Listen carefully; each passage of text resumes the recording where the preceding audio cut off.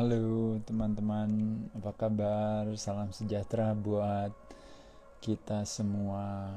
Kali ini saya akan ngobrol-ngobrol bersama ini sahabat saya dari Perfect, ya, Alkaline Water, yang akan ngobrol-ngobrol sama saya tentang pola hidup sehat, ya. Dengan senang hati apabila teman-teman berkenan dan ada waktu, yuk kita ngobrol sama-sama ya. Ini kita lihat teman-teman dari Perfectnya udah siap belum mengundang saya?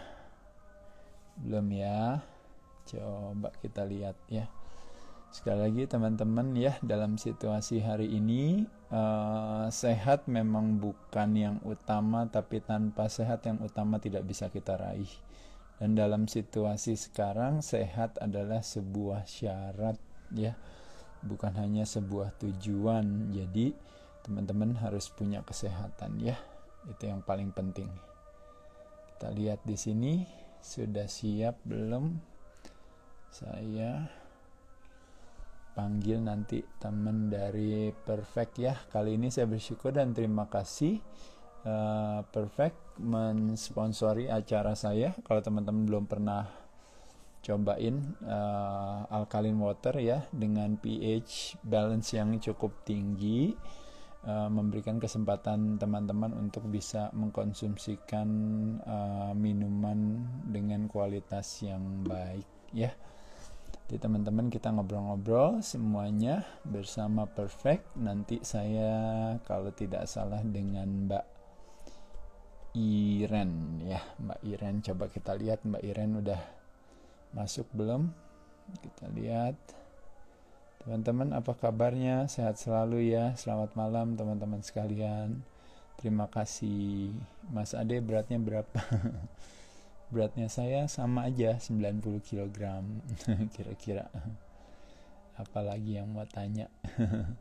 Halo dari Palembang. Waduh, saya kangen nih sama Palembang, teman-teman di Palembang. Terima kasih ya. Saya sahabatan sama Rico, Jeffrey, dan juga Komara di Tayana di Palembang. Saya sering main ke sana. Nanti kita ketemuan ya di Palembang. Salam dari Duri, dari Riau. Oh iya, terima kasih Rian. Salam buat teman-teman di sana juga ya. Saya udah pernah juga ke sana tuh. Di Duri di Riau. Wow, banyak juga ya. Salam dari Bogor. Wah, ini teman-teman saya juga dari Chef Henry juga dari Bogor juga ya. Itu juga motivasi gym. Ya, terima kasih sama-sama juga. Tips buat bulking.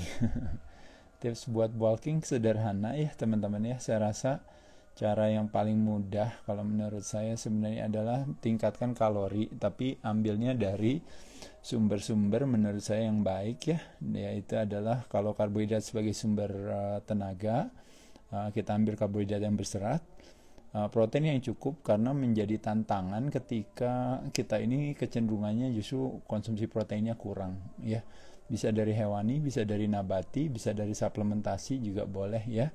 Dan lemak, menurut saya pilih teman-teman konsumsi lemak yang baik. Ingat ada rasio antara omega 3 dan omega 6. Kalau bisa omega 3 nya lebih banyak daripada omega 6 nya, karena omega 3 dia anti-inflammatori atau anti peradangan, sedangkan omega 6 nya justru lebih pro peradangan. Jadi oleh sebab itu konsumsinya banyak, konsumsi dari sumber-sumber yang banyak kandungan omega 3 nya ya. Nanti teman-teman bisa google apa aja tuh sumber-sumbernya. Oke, baik.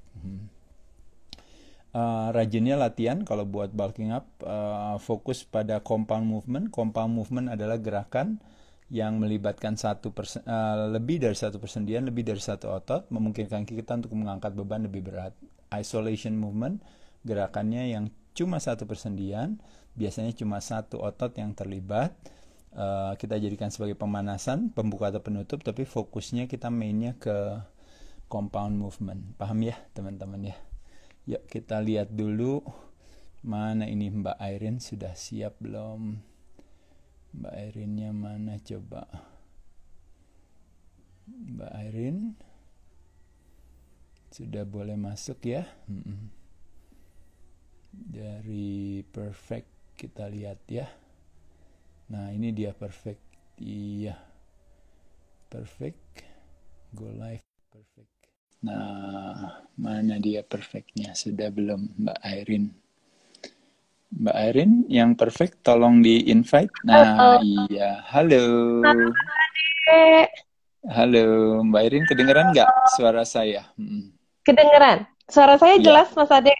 ya udah jelas. Ya, Oke. teman-teman, ini dengan Mbak Airin ya. Jadi kita sekarang serahkan acaranya kepada Mbak Airin dari Perfect untuk kita ngobrol-ngobrol ya. Nanti saya jawab lagi pertanyaan-pertanyaan yang tadi. Kita lanjutkan lagi. Silahkan Mbak Airin. Ya.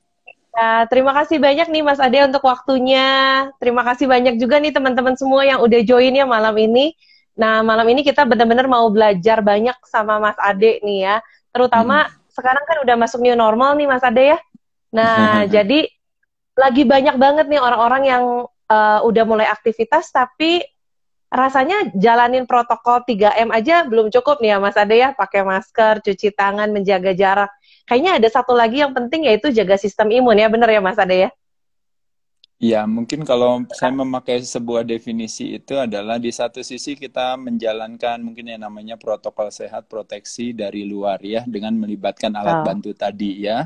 Tapi yang harus kita lakukan yang juga menjadi yang sesungguhnya paling penting itu adalah yang disebut dengan namanya protokol sehat proteksi dari dalam. Dalam arti Ya. yaitu adalah ulah perilaku kita, yaitu adalah Hmm. bagaimana kita bisa meningkatkan imunitas kita dengan pola perilaku kita. Yang tadinya jarang olahraga harus rajin olahraga. Yang tadinya pola makannya kurang baik, pola makannya lebih baik dan selanjutnya gitu. Ya. Wow, iya bener banget. Nah, ini yang kita pengen banget cari tahu nih malam ini Mas Ade, belajar Ya. dari ahlinya.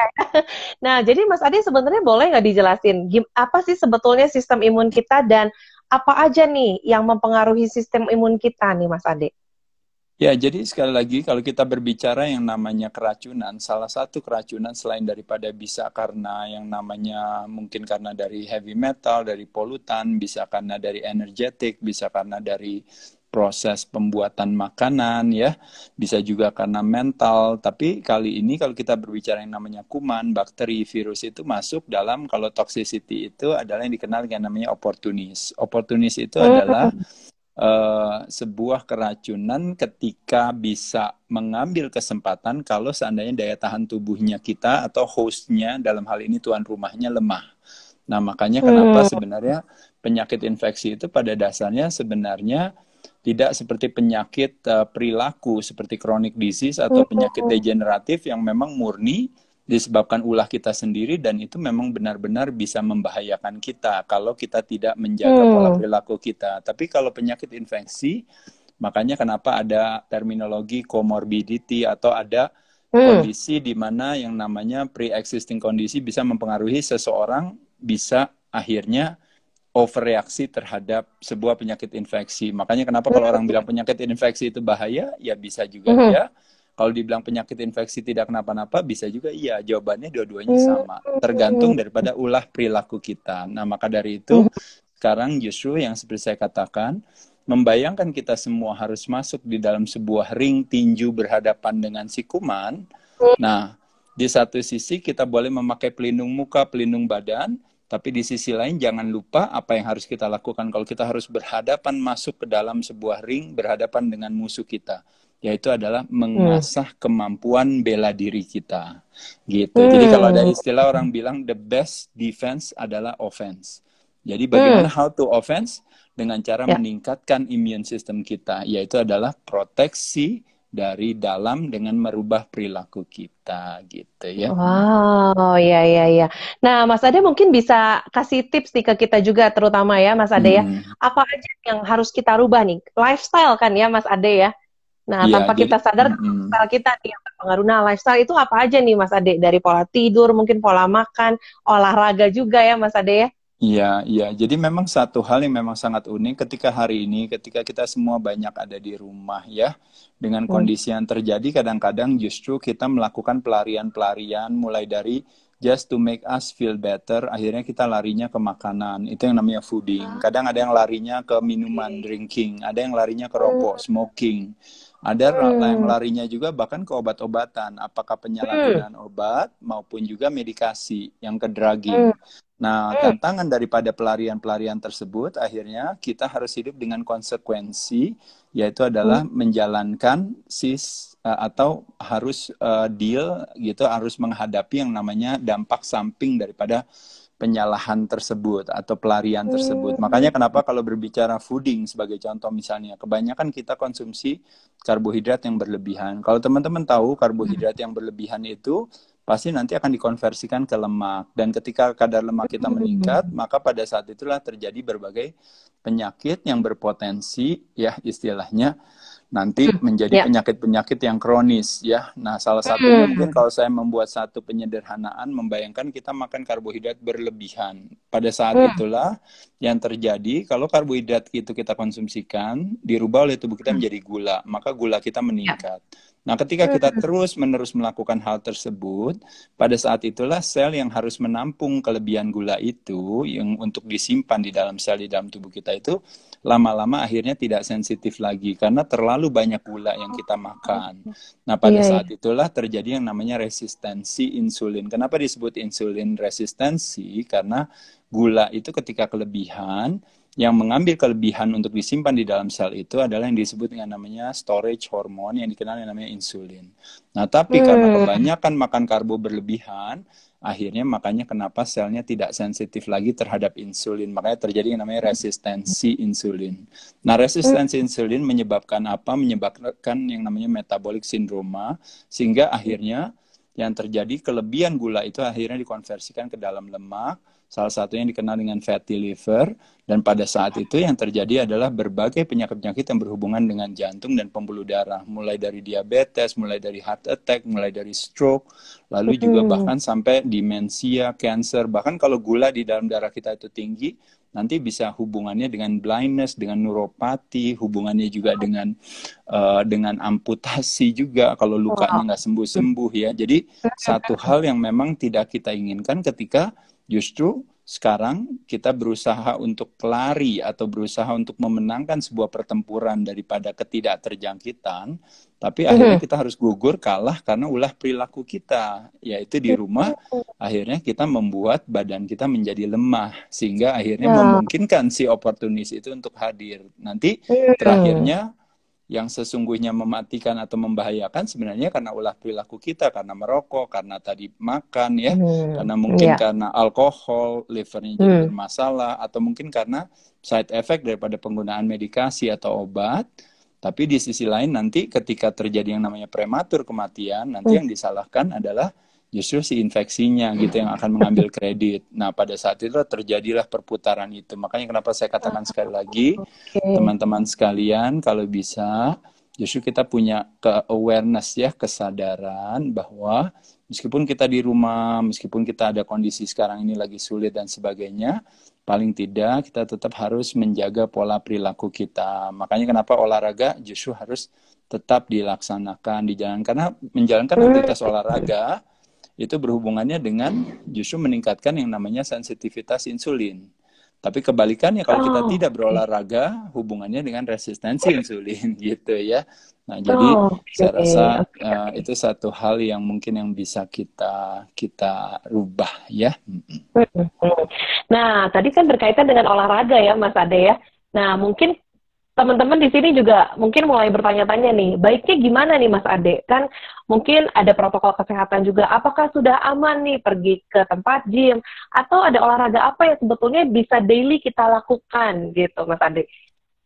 Iya, saya rasa kembali lagi, ya, salah pahamnya di sini adalah ketika ada sebuah narasi yang justru malah membuat kita seolah-olah bahwa jangan olahraga, karena olahraga itu bisa terjangkit penyakit. Tapi ketika kita tidak olahraga, kita mendapatkan sebuah kepastian bahwa kita akan meningkatkan yang namanya chances, peluang kita untuk terjangkit gitu. Jadi itu sesuatu yang paradoks sesungguhnya. Jadi sarana olahraga atau pusat kebugaran atau sarana atau tempat-tempat olahraga itu sesungguhnya adalah puskesmas sesungguhnya. Mereka lah yang sesungguhnya menjadi tempat yang Iya. yang akan membuat yang disebut yang namanya flattening the curve itu sesungguhnya. Jadi flattening the curve intinya adalah tidak terjadinya sebuah lonjakan gitu. Orang Ya. yang sakit harus masuk ke rumah sakit sehingga tenaga medisnya tidak siap. Nah, maka dari Hmm. itu, makanya kenapa kita mesti rajin olahraga dan sebagainya. Karena kita berolahraga, pada Ya. saat itulah otomatis potensi chance kita untuk masuk rumah sakit itu menjadi lebih berkurang. Nah, makanya kenapa Kurang. kalau semakin sedikit yang sakit,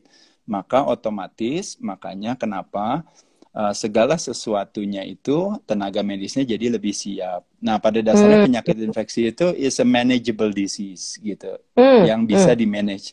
Tapi dia tidak bisa di-manage kalau yang sakitnya tiba-tiba membludak. Makanya kenapa Iya. disebut flattening the curve. Nah, yang terjadi Hmm. sekarang ini kita sibuk takut terjangkit. Padahal sesungguhnya yang kita lakukan itu adalah justru sebenarnya lebih kepada bagaimana supaya tidak terjadi lonjakan Iya, daripada yang sakit betul. gitu. Jadi Betul. esensinya sesungguhnya. Karena kalau terjangkit atau tidak terjangkit itu sebenarnya tidak terlalu bermasalah. Kenapa? Karena pada dasarnya sebenarnya kalau kita berbicara rate of spreading itu memang tinggi, tapi rate of fatalitasnya sangat rendah sekali. Nah, oleh sebab itu makanya kenapa yang harus kita lakukan adalah kita justru berfokus kepada kerendahan daripada persentase rate kematian tadi, justru kita atasi dengan merubah ulah perilaku kita. Nah, kalau saya lihat makanya kenapa harus diseimbangkan antara kampanye protokol sehat dari luar dan kampanye protokol sehat dari dalam. Nah, justru protokol sehat dari dalam itulah yang nanti akan bisa membuat rate of death-nya itu bisa sampai 0% gitu. Karena sekarang ini cuma 0, something persen. Kalau kita bisa bilang ada 1, 2, 3, atau 4% itu lebih kepada benar-benar orang yang memang sudah tua dan memang berpenyakit gitu. Dan saya rasa mungkin nggak kena penyakit juga itu rate of death juga jumlahnya segitu gitu ya. Jadi saya pikir, ya, jadi saya pikir sekali lagi ketika kita mengutip daripada institusi kesehatan dunia, mereka mengatakan bahwa definisi sehat itu adalah yang namanya badannya sehat satu, kedua adalah ekonominya sehat, sosialnya sehat, dan juga mentalnya sehat. Tapi apa yang terjadi hari ini, mulai dari ekonominya kita illness, mulai dari sosialnya kita illness, mulai dari mentalnya kita illness. Nah, kita mengharapkan ibarat roda itu harus 4 itu yang seimbang. Tapi semua roda sudah jatuh, sekarang tinggal satu rodanya. Justru itu terakhirnya malah yang terjadi, akhirnya malah kita semakin hari semakin runtuh. Makanya kenapa yang mesti hati-hati adalah di sana yang tadi saya katakan gitu ya. Jadi jangan sampai kita semua justru malah jatuh sakit dalam sebuah proses untuk berlari hanya karena tidak ingin terjangkit sebuah penyakit gitu. Jadi saya rasa penyakit infeksi itu menurut saya sesuatu yang sebenarnya is a manageable disease apabila kita punya pola perilaku yang sehat. Sehat, iya. Nah, pola perilaku tadi ya ini ya Mas ya, salah satunya juga olahraga itu kan bisa dilakukan di rumah ya. Mungkin Mas Ade bisa share Betul. juga nih Mas Ade. Apa nih tips apa nih yang kita bisa lakukan di rumah olahraganya Mas Ade? Selain kita pergi ke pusat kebugaran, nah apalagi nih yang kita bisa lakukan di rumah? Ya, saya rasa sebenarnya pada dasarnya tubuh kita kan adalah gym kita ya. Jadi kita bisa menggunakan tubuh kita untuk melakukan berbagai aktivitas. Salah satu aktivitas yang bisa kita lakukan adalah melatih yang namanya otot jantung kita yang disebut namanya cardiovascular exercise, dan kombinasi dengan melatih kekuatan otot rangka kita atau skeletal muscle kita yang disebut dengan namanya latihan beban, latihan pengencangan dengan menggunakan tubuh sendiri. Bisa dengan plank, squat, bisa dengan push up, bisa sit up, leg raises, ataupun berbagai aktivitas kegiatan yang sifatnya static kontraksi, atau mungkin kegiatan-kegiatan sekarang yang lagi populer hanya dengan menggunakan tubuh sendiri ya gitu. Saya rasa itu satu hal yang sangat baik ya, yang bisa kita lakukan. Jadi butuh sebuah kreativitas aja gitu ya. Kita bisa olahraga di mana saja menurut saya. Karena dengan, kembali seperti saya katakan tadi, dengan melakukan sebuah aktivitas olahraga, apalagi kalau kita berbicara yang gampang sederhana ya, kayak latihan beban itu gitu. Latihan beban itu sebenarnya bisa meningkatkan kemampuan tubuh menciptakan satu daya tahan tubuh yang optimal, karena nanti hubungannya dengan banyak hal. Sebagai contoh misalnya kalau kita berbicara yang namanya berbeda dengan yang namanya emotional stress, itu kan mungkin Mhm. sifatnya negatif. Nah, kalau kita Mhm. latihan beban, latihan Ya. pengencangan otot rangka, kayak misalnya teman-teman push up, mungkin squat, duduk, bangun, Mhm. berdiri, atau misalnya plank saja yang sederhana, teman-teman akan menciptakan satu yang namanya stres secara fisik. Jadi physical stress yaitu sebuah stres yang sebenarnya positif, karena ketika kita ciptakan stres itu, badan akan membuat adaptasi untuk akhirnya Mhm. makin setelah diberikan stres itu dia akan menjadi lebih kuat. Nah, makanya kenapa sebenarnya Hmm. badan akan menciptakan yang namanya sitokain itu sendiri. Tapi sitokain Hmm. dalam Hmm. arti masuk dalam family sitokain yang dikenal dengan Hmm. myokain, yaitu hubungannya nanti dengan yang namanya, mungkin ini saya ngomong teknis ya, tapi ntar teman-teman bisa Ya. Google sendiri. Ada yang disebut yang namanya interleukin 6 yang berhubungan dengan white blood cells, yang berhubungan dengan kemampuan tubuh untuk berhadapan dengan yang namanya demam, dengan peradangan, dengan Hmm. flu dan sebagainya. Jadi dengan rajin latihan pengencangan otot, malah badannya Ya. jadi semakin lebih kuat gitu. Jadi teman-teman Wow. Hmm. sekalian, begitu banyak kebermanfaatan daripada olahraga ya, yang kadang-kadang Hmm. teman-teman tidak pernah menyadari gitu. Tapi sekarang ini Hmm. terutama bagi orang-orang yang malas olahraga, tentu akan senang dengan narasi yang mengatakan bahwa iya, saya nggak olahraga. Kenapa? Karena kalau olahraga nanti akan ketularan gitu ya. Jadi seolah-olah olahraga itu akan membuat penyakit jadi semakin banyak ya. Saya rasa bukan hal yang bijaksana gitu ya. Iya, betul betul. Nah, Mas Ade, mungkin tadi kan selain olahraga, asupan juga nih yang perlu kita perhatiin ya, Mas Ade ya. Betul, Nah, betul. Nah, tadi juga udah banyak yang nanya juga nih, asupan yang tepat ini seperti apa supaya tadi mungkin nggak kelebihan karbo. Karena ada orang juga yang mikir karbo itu cuma dari nasi, padahal kan enggak ya Mas Ade ya. Karbo itu banyak banget jenisnya ya. Nah, salah satunya Ya, adalah asupan alkalin nih Mas Ade. Asupan mm-mm. alkalin ini kan banyak dibilang terutama sejak pandemik ini orang jadi balik makan sayur buah karena selain mineral dan vitaminnya tinggi ada asupan alkalin. Nah, gimana nih menurut Mas Ade nih asupan alkalin untuk asupan sistem imun nih? Ya, jadi kalau kita berbicara sebenarnya kita bisa berbicara dari, kalau karena terminologi yang namanya asam dan basa ya, atau Mhm. alkaline dan acidity, itu sebenarnya pada dasarnya memang sesuatu yang wajar saja, yang normal ya kalau kita berbicara. Cuma memang kalau yang dimaksud dengan Mbak Iren, dan juga mungkin yang ingin dimaksudkan dengan keberadaan perfect ini ya gitu ya. Satu hal yang kita syukuri itu adalah lebih kepada, mungkin kalau teman-teman tahu, sebagai contoh misalnya kita membuat penyederhanaan saja. Jadi ketika teman-teman merokok juga, kadang-kadang alkohol Hmm. juga, kadang-kadang juga Hmm. makan sembarangan, kadang-kadang juga Ya. stres ya, karena Hmm. pola cara pikir yang melemahkan hati. Nah, Hmm. akhirnya terjadilah yang mungkin kalau orang bilang itu yang namanya acidic lifestyle Acidic gitu. lifestyle. Ya, Hmm. seolah-olah dikatakan sebagai acidic lifestyle itu adalah kalau hubungannya dengan suplai oksigen ke dalam darah yang kurang, akhirnya juga Iya. terjadi, mungkin kita memakai terminologi-terminologi seperti misalnya darahnya kental gitu ya. Jadi Hmm. segala Iya. sesuatu yang akhirnya seolah-olah kita katakan itu sebagai sesuatu yang kurang sehat. Makanya kenapa ketika kita Hmm. mengkonsumsikan buah-buahan, sayur-sayuran, kita mengkonsumsikan minuman perfect ini dan sebagainya, itu adalah sebuah jadi ibarat makanan dan minuman yang kita konsumsikan yang memang memiliki nilai alkalin yang tinggi gitu, yang baik, yang bisa Hmm. memberikan keseimbangan. Jadi di satu sisi memang Hmm. seperti itu. Tapi memang di Hmm. sisi lain, kalau kita lihat terminologi acid itu atau asam Hmm. itu juga, di satu sisi ada terminologi asam sebagai yang tadi yang negatifnya gitu ya. Tapi di Ya. sisi lain juga ada terminologi asam yang positifnya. Asam yang positifnya itu dalam arti kalau kita nanti berbicara pH, kalau pH scale gitu dalam tubuh kita itu. Hmm. Jadi kalau di mulut kita itu sekitar, kalau normal itu kan di sekitar 7 ya. Nah, nanti begitu Hmm. masuk ke dalam perut kita, makin lama itu makin turun pH-nya, Tur- dari 7 turun ke 6, ke 5, ke 4, ke 3 gitu ya, kalau teman-teman tahu Iya. ya.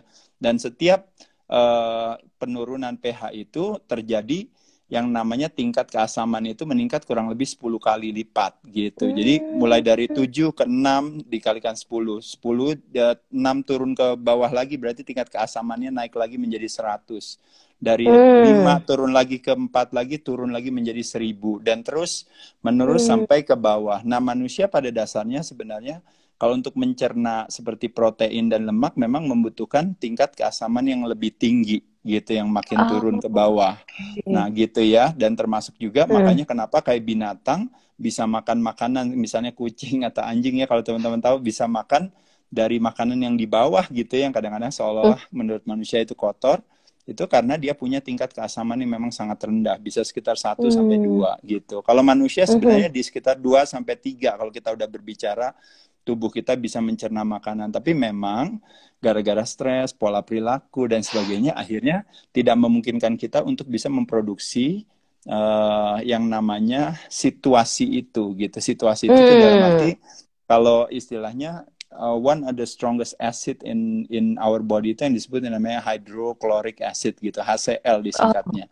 Nah, HCl itu hanya bisa diproduksi kalau kita pola hidupnya sehat. Tapi kalau seandainya pola hidupnya kita nggak sehat, nah otomatis makanya akhirnya kita membutuhkan bantuan untuk supaya kita bisa punya situasi yang asam yang memungkinkan kita untuk mengaktifasi kemampuan tubuh kita untuk menciptakan namanya enzim gitu, kemampuan memproduksi enzim untuk supaya kita mencerna makanan gitu. Tapi kalau dalam hal hari ini kita berbicara perfect, kita tuh berbicara lebih kepada konsep alkalin dan acid itu yang lebih yang sifatnya yang tadi, yang awal tadi, yang pertama ya teman-teman ya. Jadi lebih kepada bahwa memang bayangin tadi yang saya katakan tadi, apa yang dilakukan teman-teman di rumah tadi, mulai larinya ke drinking, ke drugging, ke smoking, ke fooding. Nah, itu semua artinya apa? Itu semua artinya kita berbicara alkaline lifestyle-nya itu kebalikannya. Kita acidic lifestyle. Acidic lifestyle. Gitu ya.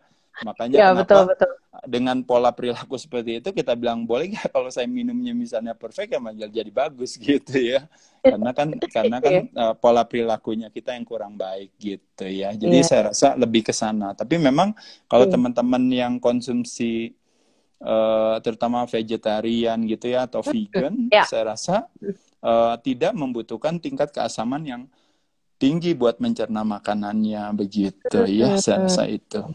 Iya. Wow, thank you nih. Nah, Mas Ade, mungkin teman-teman juga ada yang ini kan di sini nih ada teman-teman yang suka gym juga nih. Dari tadi banyak yang nanya juga ya. Dan mungkin ada teman-teman juga tadi yang lagi jalanin healthy diet katanya Mas Ade ya. Oke dong, iya. Mungkin bisa Mas Ade ceritain juga nih. Kan alkalin ini tadi salah satu asupannya ya.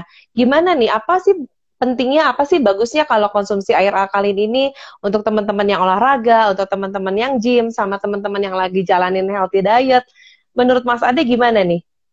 Ya, mungkin justru kalau saya bilang tingkat kepentingannya justru malah jauh lebih tinggi ketika buat teman-teman yang pola perilakunya nggak sehat gitu. Kalau yang pola perilakunya sehat malah lebih jadi bonus aja gitu, nggak ada bonus, masalah ya. gitu ya. Tapi kalau bagi yang kebanyakan kita kadang-kadang ngerokok juga kan, masih kadang-kadang juga makan sembarangan dan sebagainya. Jadi kebutuhan untuk misalnya bisa mengkonsumsikan minuman dengan pH balance yang lebih tinggi kan jadi lebih besar gitu. Tapi kalau bagi yang justru udah pola hidupnya benar sehat udah apa, sebenarnya nggak terlalu masalah sih, nggak kenapa-napa gitu. Dan memang normal, memang air itu kan di sekitar 7,6 ya pH-nya gitu. Kebetulan kalau perfect ini kan bisa sampai 8, 9 gitu ya ke atas. 9, gitu. Betul. Ya, jadi saya rasa satu pilihan aja ya, opsi kita bisa membuat strategi gitu. Jadi di satu sisi kadang-kadang kita memang mencari konsumsi asid tertentu untuk hubungannya dengan situasi asid dan enzim buat mencerna makanan, terutama bagi teman-teman yang konsumsi protein dan lemak yang tinggi. Nah, di sisi lain juga bagi teman-teman yang mungkin pola perilakunya kurang sehat ya akan mendapatkan begitu banyak kebermanfaatan ya dengan mengkonsumsikan air ini ya. Nah, memang kan mungkin dari teman-teman juga udah banyak yang tahu nih ya, kan perfect ini memang cukup spesialnya karena dia nggak dibikin mesin nih Mas Ade. Jadi dia 100% murni dari mata air. Nah, mungkin dikaitkan dengan karena bentuknya juga kan air ya Mas Ade ya. Nah, Mas Ade boleh nggak share juga nih ke kita? Kan ini banyak sekali anggapan yang salah nih Mas Ade ya. Sebetulnya kebutuhan air kita ini berapa banyak sih sebetulnya per hari? Dan apalagi kalau kita lagi aktivitas olahraga, seberapa sering sih kita harusnya minum saat berolahraga tuh sebetulnya? Ya, sebenarnya kan kembali lagi, memang kita tidak bisa menjawab satu pertanyaan dengan satu jawaban gitu. Kenapa? Karena Hmm, masing-masing orang itu punya latar belakang yang berbeda. Mulai dari ya. latar belakang kesehatan, latar belakang kegiatan, aktivitas, termasuk Mhm, juga latar belakang mungkin kalau kita bicara profil medisnya dan hmm, sebagainya gitu ya. Tapi intinya ya. mungkin secara umum, kalau saya bisa katakan adalah membayangkan tubuh kita itu adalah sebuah perusahaan. Sebuah perusahaan itu memiliki 5 pemegang saham. Pemegang Hmm, saham itu ada air atau cairan yang harus diseimbangkan. Yang kedua adalah ada organ tubuh yang harus dijaga kesehatannya, ya.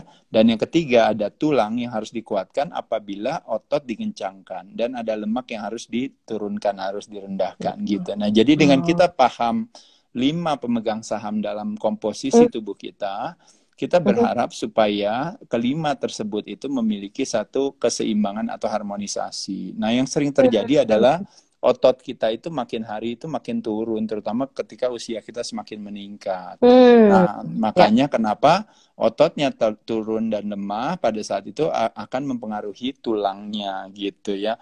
Makanya otot Hmm, nggak dilatih, kalau otot dilatih yang terangsang kekuatannya tulang. Tapi otot nggak dilatih, oke. otomatis tulangnya jadi lebih lemah. Nah, ketika tulangnya lemah, Hmm, otomatis geraknya jadi lebih sedikit. Ketika geraknya hmm, sedikit, akhirnya metabolisme menjadi lebih lambat, kadar lemak menjadi lebih meningkat, dan pada hmm. saat itulah akhirnya terjadilah ketika kadar lemak meningkat terjadilah potensi berbagai penyakit degeneratif. Makanya klaim BPJS Kesehatan itu begitu tinggi semua karena ulah perilaku kita gitu. Terutama orang yang usianya 30 tahun ke atas, setiap tahun itu Hmm? terjadi penurunan 1% daripada kadar kadar otot kita. Nah, jadi Otot satu ya. masalahnya adalah di otot sehingga berpengaruh ke tulang.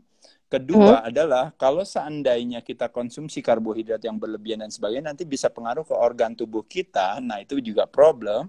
Dan yang ketiga adalah keseimbangan air. Nah, itu tadi kalau kita berbicara hmm. tergantung daripada aktivitas teman-teman sekalian gitu. Oh, Otomatis memang oke. kalau teman-teman yang berolahraga atau tinggal di daerah yang panas, teman-teman juga Hmm, banyak keringat dan sebagainya, hmm, tentu kebutuhan minumnya pasti akan lebih tinggi gitu. hmm, Atau yang berolahraga. Tapi kebalikannya kalau teman-teman misalnya mungkin nggak terlalu berkeringat, nggak terlalu apa, olahraganya juga nggak terlalu banyak dan sebagainya, mungkin kebutuhannya juga mungkin tidak terlalu besar gitu. Tapi bagi teman-teman hmm. yang misalnya kadang maraton, apalagi zaman sekarang senang sepeda gitu ya, Iya. kan keringatnya banyak sekali ya, saya rasa Ya. menyenangkan kalau bisa mengkonsumsikan itu. Dan yang kedua, tadi saya setuju dengan Mbak Iren, sekali lagi kalau saya ditanya, makanan atau minuman yang paling sehat itu adalah makanan dan minuman yang paling alami. Kenapa? Hmm, Karena dengan sebuah kealamian, kita dekat dengan alam, makanya ada istilah yang mengatakan bahwa tubuh kita adalah akumulasi daripada alam yang kita konsumsikan. Jadi, oh. membayangkan tubuh manusia itu adalah produk alam, dan alam itu Mhm, sebenarnya kepanjangan daripada tubuh kita gitu. Makanya kenapa hmm. kayak orang bilang ketika kita dekat dengan alam, dekat dengan gunung, dekat dengan sungai, dekat dengan laut, dekat dengan pantai, dekat dengan rumput, dekat dengan Ya, ibaratnya tanah itu, tanah. pada saat itulah kita mendapatkan satu charging yang luar biasa. Nah, makanya membayangkan kayak contohnya misalnya seperti perfect aja yang paling gampang misalnya. Ini benar-benar murni, nggak pakai proses yang terlalu panjang dan sebagainya. Jadi benar-benar produk alam yang kita bisa konsumsikan, dan kebetulan secara pH-nya itu tinggi. Jadi bukankah sesuatu yang menyenangkan bagi kita untuk kita konsumsikan. Jadi itu satu hal yang sangat baik.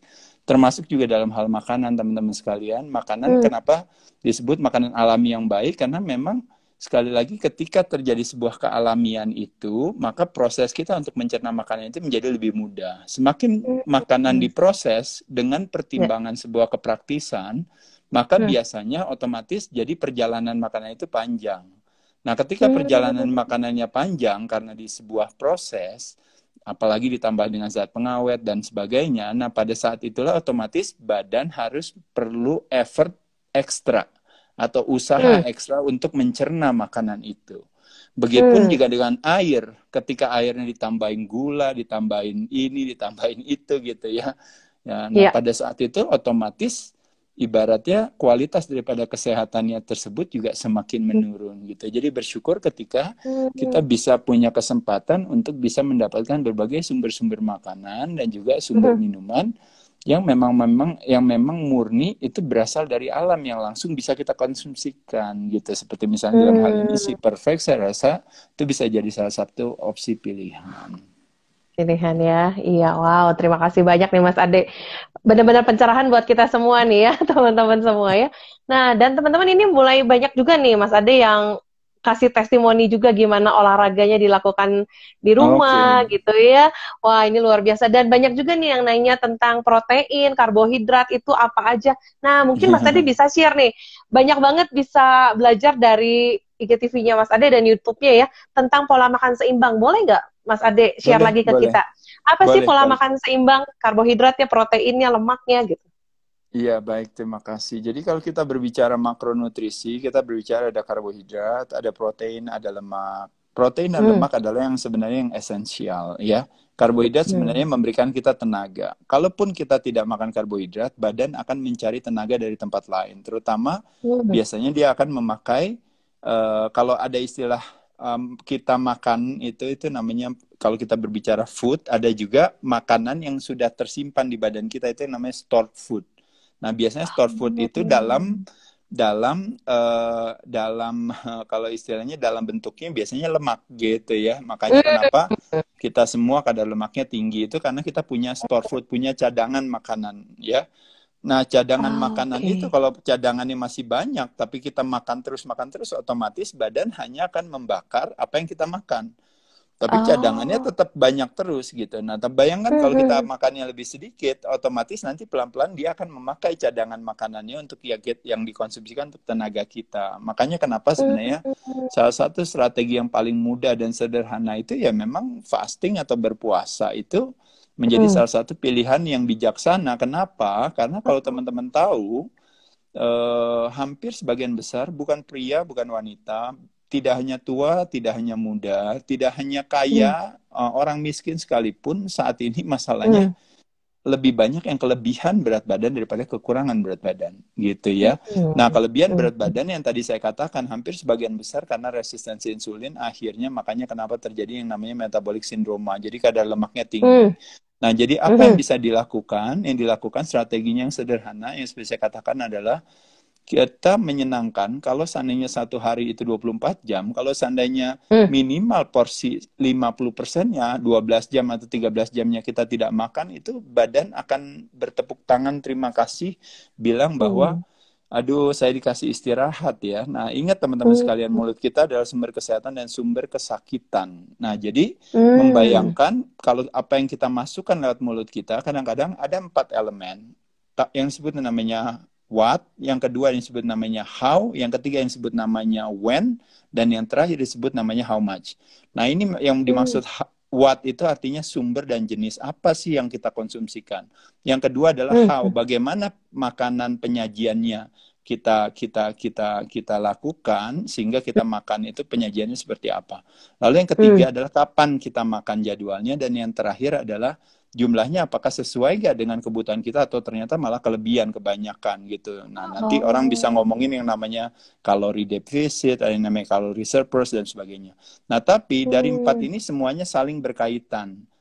Dari sumber yang sama dengan penyajian yang berbeda, kalorinya bisa berbeda. Dari sumber Hmm. yang sama tapi dengan bagian body part yang berbeda, kalorinya bisa berbeda gitu ya.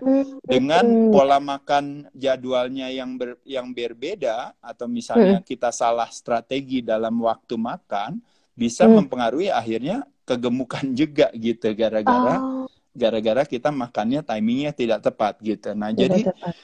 sekali Hmm. lagi teman-teman sekalian, memang berbicara yang namanya pemahaman dasar tentang pengaturan pola makan memang sedikit membutuhkan waktu dan usaha bagi kita untuk belajar, tapi cara yang paling gampang yang saya katakan tadi.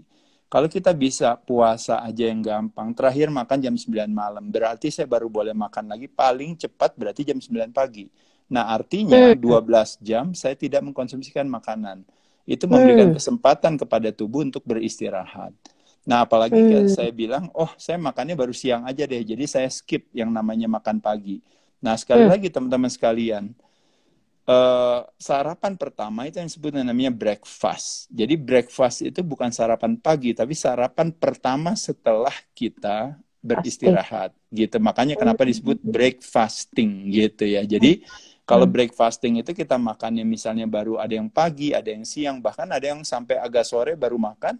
Saya rasa satu hal yang baik saja. Cuma tidak seperti bulan Ramadan, kita melakukan puasanya tidak dengan dry fasting, tapi tetap mengkonsumsikan minuman gitu. Jadi kalau kita misalnya punya perfect aja misalnya, boleh gak saya minum aja? Minum nggak ada masalah gitu. Kalau minum kan jalan terus nggak kenapa-napa. Dan kebetulan minuman-minuman kita ini, apalagi minumannya kayak perfect, misalnya alami gitu, atau misalnya minum hanya cuma teh aja, atau misalnya kopi aja atau apa, selama tidak memasukkan gula, tidak terjadi kehadiran insulin. Karena insulin hadir itu berhubungan dengan tidak terjadinya pembakaran lemak. Nah, ketika kita tidak makan, kita berharap yang tadinya selama ini tenaga kita banyak kita dapat dari glukosa, gula di dalam darah, sekarang kita berusaha badannya diajarkan untuk menggunakan lemak sebagai sumber tenaga. Makanya kenapa disebut dengan namanya kondisi yang disebut dengan namanya ketika gula di dalam darah kita itu turun, pada saat itulah kita masuk dalam yang disebut dengan namanya state of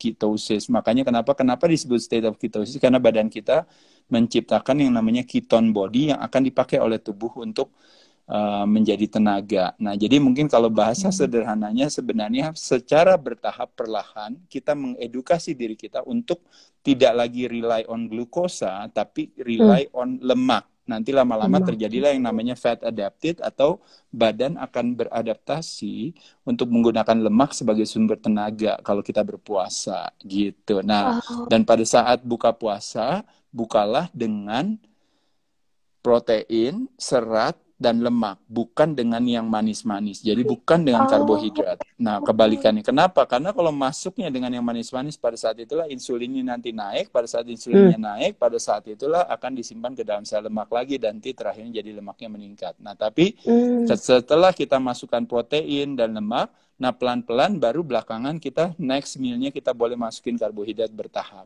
gitu. Nah, jadi supaya tidak terjadi yang namanya lonjakan insulin itu tadi gitu. Karena terjadi lonjakan insulin, akan terjadi penurunan insulin, ada spike-nya yang tinggi, nanti akan terjadi penurunan, dan pada saat itu gula darahnya akan ngedrop kenceng, dan pada saat itu biasanya kita ngantuk dan sebagainya ya. Membayangkan pada saat akhirnya kita tidur dengan posisi makan yang karbohidrat yang berlebihan. Makanya kenapa disimpan di dalam sel lemak. Makanya kenapa kalau teman-teman sering makan siang nasinya banyak gitu ya, pada saat kelar makan siang semua pada ngantuk gitu ya. Gitu. Nah, jadi oleh sebab itu teman-teman mesti paham sedikit tentang strategi ini. Bukannya nggak boleh, sekali lagi teman-teman, saya hanya membuat satu penyederhanaan saja ya. Tapi saya rasa ini cuma pengetahuan umum yang mungkin teman-teman belum bisa dapatkan dalam IG Live 1 jam ya, karena terbatas waktunya. Tapi paling tidak saya mengantarkan saja keingintahuan teman-teman untuk akhirnya teman-teman mau sedikit belajar tentang, oh iya ya saya harus ngatur nih pola makannya, oh iya ya saya harus menjaga asumsi asupan makan, termasuk juga pilihan minuman tadi ya, seperti tadi. Ya, dalam kesempatan ini saya bersyukur juga sama Mbak Airin dan teman-teman dari Perfect yang mengadakan acara ini. Jadi bukan cuma kita ngomongin soal minumannya, ngomongin Perfectnya juga, tapi kita mengajak teman-teman juga untuk paham juga tentang pola hidup sehat ya secara umum ya. Saya rasa itu satu hal yang sangat kita hargai. Betul. Nah, Mas Ade, mungkin satu pertanyaan terakhir juga ya Mas Ade ya. Tadi juga banyak nih teman-teman yang nanya, saya coba review ya. Ini apakah seberapa pentingnya nih Mas Ade, terutama mungkin teman-teman yang lagi latihan, seberapa pentingnya kita sampai harus nambah suplemen? Nah, atau mungkin minuman yang whey protein gitu ya, protein tinggi ya Mas Ade ya. Nah, seberapa penting, apakah semua orang harus seperti itu, ataukah yang cukup lagi latihan, ataukah sebenarnya cukup didapatkan dari protein alami? Nah, baiknya gimana Mas Ade? Betul sekali. Jadi memang sebenarnya kalau kita berbicara dari makronutrisi ya, teman-teman tahu ya. Jadi dari makronutrisi ada karbohidrat, protein, lemak. Itu paling sering kita konsumsikan itu kan karbohidrat. Nah, problemnya dari karbohidrat adalah kalau kelebihan akan dikonversikan menjadi lemak, kan gitu ya, itu satu. Kedua, problemnya sama lemak juga, kadang-kadang pilihan lemak kita juga kadang-kadang kurang baik gitu. Nah, makanya kenapa sama kayak air tadi ya, kalau kita berbicara perfect itu air alami, sama juga kayak lemak itu kadang-kadang prosesnya juga kalau bisa yang alami gitu. Nah problemnya kadang-kadang kita mengkonsumsikan lemaknya itu prosesnya tidak alami, malah proses fat gitu, bukannya natural fat gitu. Makanya kalau natural fat kayak dari kelapa gitu ya, dari santan gitu, dari butter, dari ikan, dari beberapa hal yang lain gitu, itu saya rasa itu bagus baik adanya. Tapi ketika lemak itu datangnya dari sebuah proses gitu, dari pabrikan, nah pada saat itulah makanya kenapa kalau teman-teman pernah dengar ada namanya terminologinya trans fat gitu, yang akhirnya jadi sifatnya sendiri itu jadi kalau bisa dikatakan buruk, akhirnya jadi ada toksik di sana gitu ya. Makanya kenapa sering terjadi, makanya teman-teman kadang-kadang salah pilih sumber ya, misalnya bukannya butter tapi margarin gitu ya, bukannya minyak kelapa tadi tapi minyaknya dari minyak sayur gitu ya, kadang-kadang yang karena prosesnya sih sebenarnya bukan salah sayurnya tapi prosesnya ya teman-teman, biar paham aja. Dan itu hubungannya dengan, makanya kenapa harus ada rasio antara omega 3 dan omega 6, karena itu hubungannya dengan yang satu yang pro peradangan, yang satu anti peradangan. Yang anti peradangan yang omega 3, yang pro peradangan yang omega 6. Makanya kenapa omega 6-nya harus lebih rendah. Nah, jadi karbohidrat kebanyakan, lemak salah pilih. Kadang-kadang kombinasi karbohidrat sama lemak kadang-kadang jadi satu. Nasi goreng, mie goreng, mie ayam, mie instan, kue-kuean, tepung, roti, mie, dan sebagainya. Bukan berarti nggak boleh. Ingat sekali lagi, jangan salah paham ya. Bukan berarti nggak boleh, tapi karena kita konsumsinya kelebihan, kebanyakan. Nah, pada saat kelebihan dan kebanyakan itu, akhirnya makanya kenapa kita gemuk. Makanya kenapa kita akhirnya daya tahan tubuhnya jadi kurang. Nah, ketika gemuk itu juga kan berpengaruh terhadap kinerja kita. Dalam hal ini kinerja organ tubuh kita. Makanya kenapa jantung kita bermasalah, makanya tekanan darah kita bermasalah, makanya gula darah kita terlalu tinggi. Makanya tadi saya katakan bisa blindness, amputation, bisa neuropati dan sebagainya, itu gara-gara kelebihan gula berlebihan. Ditambah lagi dengan konsumsi sumber lemak yang tidak baik juga, yang juga ada kandungan toxicity-nya lagi itu di sana. Nah, sekarang yang satu lagi yang disebut namanya protein, dari katanya protos yang utama. Nah, protein bisa dapat dari hewani dan nabati. Boleh dikombinasikan, rotasikan, boleh divariasikan, nggak ada masalah. Nah, itu kalau yang dari sumber yang alami. Nah, di sisi lain, boleh gak saya, nah ini menjawab pertanyaan Mbak Iren tadi, boleh gak kalau saya suplementasi? Nah, dari kata suplementasi itu artinya tambahan. Jadi, kalau seandainya kenapa tambahan protein itu begitu populer, karena memang kecenderungan kita konsumsi protein itu memang rendah. Karena memang kebanyakan makanan kita adalah mayoritasnya adalah kombinasi karbohidrat dan lemak gitu ya. Nah, makanya jadi akhirnya suplementasi protein itu apakah dalam bentuk bubuk, apakah dalam bentuk tablet, apakah dalam bentuk cairan, apakah dalam bentuk yang lain-lainnya, akhirnya menjadi begitu populer gitu ya. Boleh saya konsumsikan? Nggak, boleh saja, nggak ada masalah. Tapi kalau kita bisa konsumsi dari makanan yang alami ya saya rasa, apakah cukup? Ya saya rasa cukup saja. Bisa dari ikan, bisa dari ayam, bisa dari telur, bisa dari kacang-kacangan gitu ya. Saya rasa itu banyak gitu ya. Saya rasa satu hal yang baik gitu. Tapi kalau seandainya teman-teman juga punya budget, punya dana, bisa membeli suplementasi, apalagi kebaikan daripada industri suplemen hari ini tuh, sekarang suplemen secara kualitas juga lebih baik, secara rasa, kenikmatan juga rasanya juga enak gitu ya. Jadi memungkinkan, cuma tapi tidak semua orang kan yang mungkin punya kemampuan untuk membeli suplementasi itu ya, bukan keharusan gitu ya. Oke. Wow, terima kasih banyak nih. Nah, Mas Ade, sebelum nanti kita tanya lagi, Perfect mau kasih info juga nih untuk teman-teman semua yang sudah bergabung. Kami mengucapkan banyak terima kasih banyak nih kan udah gabung ya. Dan kami dari Perfect menyiapkan juga hadiah giveaway nih, Mas Ade, untuk semua yang udah join. Nah, jadi nanti teman-teman yang sudah join, nanti after ini yang belum follow Mas Ade, follow juga di ade_rai dan di @perfecting.you. Bisa lihat di postingan terakhir Perfect, kita ada ini nih Mas Ade untuk wrap up. Jadi teman-teman tinggal komen di kolom komen, apa tips sehat apa yang didapatkan hari ini dan sudah niat mau dijalankan mulai besok nih ya. Nah, bisa tulis di kolom komen. Nanti kita akan pilih pemenangnya. Nah, nanti pemenangnya ini bisa dapat banyak sekali hadiah sehat, Mas Ade ya. Nah, ada staycation di hotel dan sebagainya, yang pastinya ini tujuannya adalah bukan hanya dapat hadiahnya, tapi betul-betul satu niatan nih, bahwa saya mau mulai hidup sehat, hari ini dapat tips sehat dari Mas Ade. Ya. Nah, jadi teman-teman nanti bisa lihat gimana cara dapetin giveaway-nya di @perfecting.you di postingan terakhir. Nah, dan Mas Ade, Oke satu dong. lagi juga, satu lagi juga pengen nanya nih Mas Ade. Dalam seminggu, tadi ada teman-teman yang banyak yang nanya di sini, saya coba wrap up ya pertanyaannya. Berapa banyak sih sebetulnya Mas Ade yang ideal untuk olahraga, Mas Ade? Iya, jadi sekali Apakah lagi harus memang setiap hari?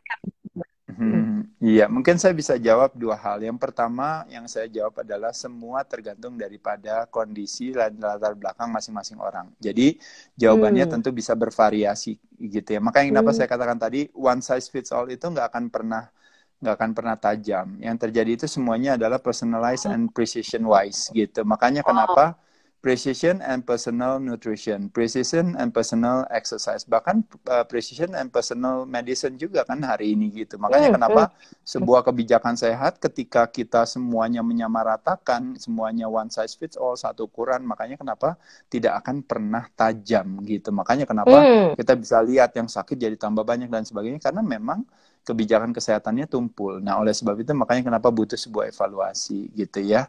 Nah, jadi nomor Iya, satu iya. itu. Nah, kalau yang kedua, kalau saya menjawab pertanyaannya, menjawab pertanyaan berapa kali sih latihan yang baik itu, memang kembali lagi teman-teman sekalian, kita harus membiasakan diri saja. Ya, kalau kenapa orang Hmm. bilang latihan itu dimulai dari yang sederhana, yang mudah, yang gampang. Hmm. Setelah itu begitu badan beradaptasi, dia akan pasti minta adaptasi baru. Nah, pada saat itu baru Hmm. ditingkatkan. Memang seminggu 3 kali itu seolah-olah menjadi satu ballpark lah gitu ya, kayak semacam panduan umum untuk mengatakan kepada kita supaya terjadi yang namanya sebuah keteraturan saja. Yuk, 30 menit olahraga selama seminggu 3 kali. Nah, seminggu 3 kali itu kalau kita hitungannya 30 menit kali 3 itu cuma 1,5 jam. Itu 1,5 jam itu dibandingkan dengan 24 jam kali 7, itu nggak ada, cuma 2%-nya waktunya. Tapi investasi yang Oh. kita berikan itu istilahnya small things tapi make a huge atau big difference dalam Hmm. kualitas kesehatan kita gitu. Hmm. Makanya kenapa saya katakan sehat itu sebenarnya adalah sebuah konsekuensi daripada akumulasi investasi perilaku kita. Nah, jadi kalau Ya. investasi perilakunya kita bersedia untuk berinvestasi hanya 2% daripada Hmm. waktu kita selama seminggu, kita Ya. berolahraga 3 kali sehari, 1 kali olahraga cuma 30 menit. Nah, pada Hmm. saat itulah kualitas kesehatan kita jadi meningkat gitu sebagai sebuah Iya. konsekuensinya. Kenapa tidak gitu ya? Tapi Betul. makin lama kita makin bisa lebih banyak lagi. Kenapa tidak? Dari 30 menit kali 3, akhirnya 30 menit bisa kali 4 atau bahkan kali 5. Dan bahkan Wah. bisa jadi juga yang 30 menitnya naik jadi 40 Hmm. menit atau bahkan jadi 60 menit gitu Hmm. ya. Hmm. Jadi Ya, ya, ya. semuanya bertahap dan lakukan dengan senang hati. Karena kembali lagi teman-teman sekalian ya, sehat adalah bersahabat dengan pertemanan hati, sakit bersahabat dengan perlawanan hati. Butuh sebuah pemahaman sebagai Hmm. fondasi daripada kedisiplinan atau kepatuhan. Nah, ketika Wow. tidak terjadi sebuah pemahaman, pada saat itulah kedisiplinan dan kepatuhan tidak akan terjadi. Makanya kenapa ada istilah Hmm. orang yang mengatakan kelaparan terbesar adalah kelaparan akan arti dan makna. Ketika kita paham akan arti dan Ya. makna, makanya dalam prosesnya kita menjalankannya dengan senang hati. Makanya tadi saya balik lagi katakan, sehat bersahabat dengan pertemanan hati, sakit bersahabat dengan perlawanan hati. Makanya penyakit bahasa Inggrisnya disease itu artinya tidak nyaman.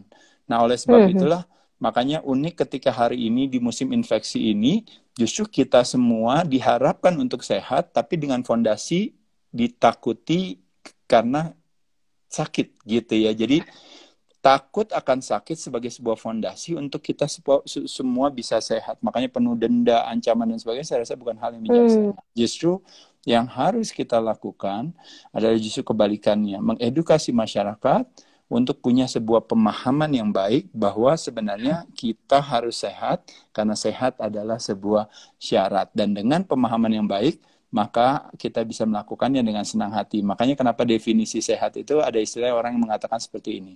Ketika kita mampu menciptakan kesenangan, pleasantness, kepada pikiran kita disebut dengan namanya kedamaian. Ketika kita mampu menciptakan kesenangan, pada emosi kita disebut dengan namanya kecintaan. Ketika kita mampu menciptakan kesenangan kepada life energy kita, itu yang disebut dengan namanya kegembiraan. Dan ketika kita mampu menciptakan kesenangan pada tubuh kita, itu yang disebut namanya kesehatan. Maka dari itu, makanya Wah. teman-teman sekalian, dengan punya pemahaman yang kuat sebagai sebuah fondasi, dalam proses kita menjalankannya, kita akan melakukannya dengan senang hati.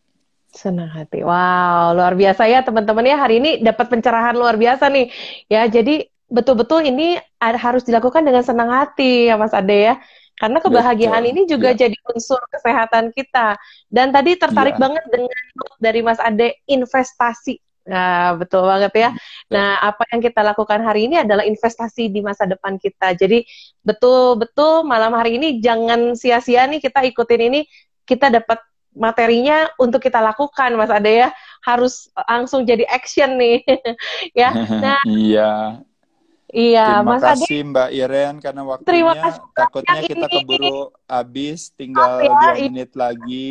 Yang pasti betul. saya bersyukur, terima kasih Perfect memberikan Terima kasih kesempatan banyak. kepada kita semua untuk sedikit belajar ya, terlepas daripada Betul. keterbatasan waktu dan juga keterbatasan informasi yang bisa kami berikan, tapi mudah-mudahan paling tidak ada sedikit manfaat yang bisa teman-teman petik ya, mudah-mudahan jadi Iya. sebuah motivasi buat teman-teman punya pola hidup sehat. Mungkin ada 1 menit dari Mbak Iren dan Perfect, apa yang mau disampaikan Iya, sebagai terima penutupnya. kasih banyak juga Mas Ade. Ini kita belajar banyak hari ini. Terima kasih juga teman-teman semua yang sudah bergabung. Dan jangan lupa langsung tuliskan komitmen yang kita dapatkan hari ini dari Mas Ade di kolom komentar di postingan terakhir giveaway di @perfecting.you. Jangan lupa juga follow Teman-teman di Mas follow Ade. ya, di follow Iya, semua ya itu ya. follow Mas juga banyak sekali tips-tips sehat yang kami juga sangat belajar dari Mas Ade.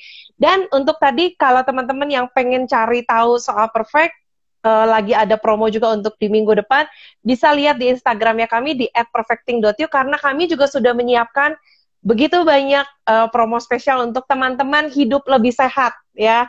Dengan salah satunya air yang alami bersama Perfect. Mas Ade, terima kasih banyak waktunya. Terima kasih Thank you juga Mbak untuk pelajaran Iren. Ya, ini. terima kasih Sehat selalu untuk Mas teman-teman. Ade, Ya, teman-teman. sehat selalu Mbak Iren. Salam buat teman-teman di Perfect ya. Ya, Baik, terima teman-teman kasih. sekalian, Fitness Mania, thank you. Kita bertemu lagi dalam kesempatan lain ya. Thank you. Selamat Thank beristirahat. you.